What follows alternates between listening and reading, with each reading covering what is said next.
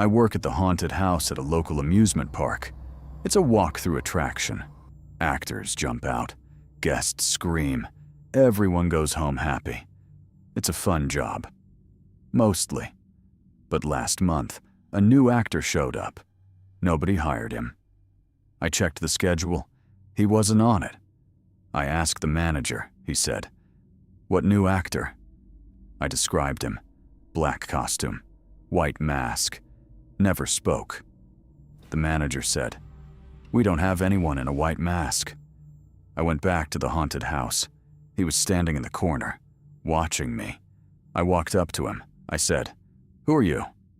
He didn't answer. He just tilted his head and pointed at a guest walking through the maze. I followed his finger. The guest was a young woman, alone, scared.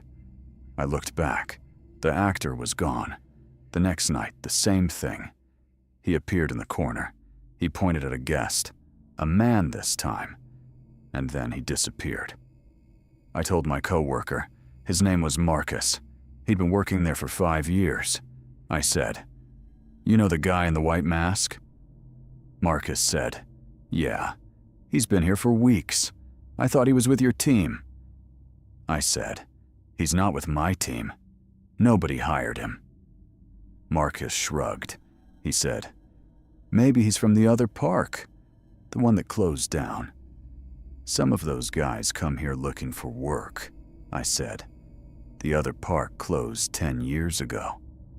Marcus said, "Yeah, and some of them are still looking." I didn't like the way he said it. I started watching the actor more closely. Every night he appeared in the same corner. Every night he pointed at a guest. And every night he disappeared. Then I noticed something. Every guest he pointed at, every single one. They left the park early. They looked terrified. Not the fun kind of terrified. The real kind. I started writing down the nights, the guests, the times, and I found the pattern. Every guest he pointed at was reported missing within a week. I'm not saying he took them. I'm not saying anything. But I couldn't stop thinking about it. Last week, I decided to follow him. The park was closing. The lights were coming on. I hid behind a wall of props. He walked out of the haunted house. He walked across the parking lot. He walked toward the old maintenance building, the one that had been locked for years. He opened the door. He went inside. I waited 5 minutes. He didn't come out. I waited 10. Nothing. So I walked to the building. I looked through the window. Inside there was a single room, a mattress on the floor, a stack of white masks, and a wall covered with photographs, Polaroids, hundreds of them, all of people at the park. Kids, families, workers. Some of them had dates on them. Some of the dates were from 10 years ago. I picked up one of the photos. It was a young woman. She looked scared. On the back, in handwriting, it said, "Day 1. I heard the door creak. I turned around. He was standing in the doorway. The white mask was off. Underneath, there was a man, an old man, with gray skin, and eyes that hadn't blinked in a long time. He said, "You found my room. That's a shame. I was hoping you'd be here longer." I said, "Who are you?" He said, "I used to work here, a long time ago.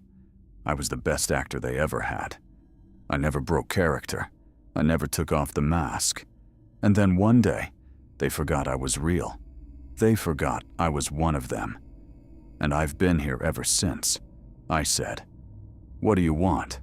He said, "I don't want anything. I just point. I just watch. And when the right one comes along, I know. They're the ones who are going to disappear. They're the ones who are going to end up like me." I said, "You're insane." He said, "Maybe. But I've been doing this for 10 years, and nobody's ever caught me. Until you." I ran. I ran out of the building. I ran across the parking lot.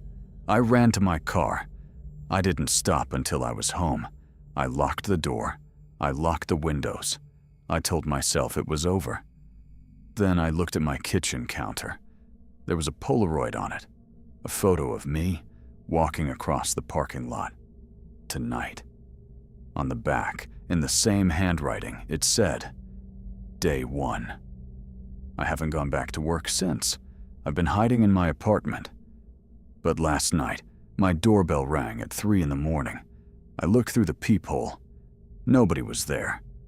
On the doormat, there was a white mask and a note. It said, I watched you for weeks. Now it's your turn. Don't worry, I'll be watching too. I'm writing this from my bedroom. The door is locked. The windows are locked. But I can hear something. Outside, in the hallway. Soft footsteps, coming closer. And a voice, whispering through the door. It says, Day 2, you're doing great.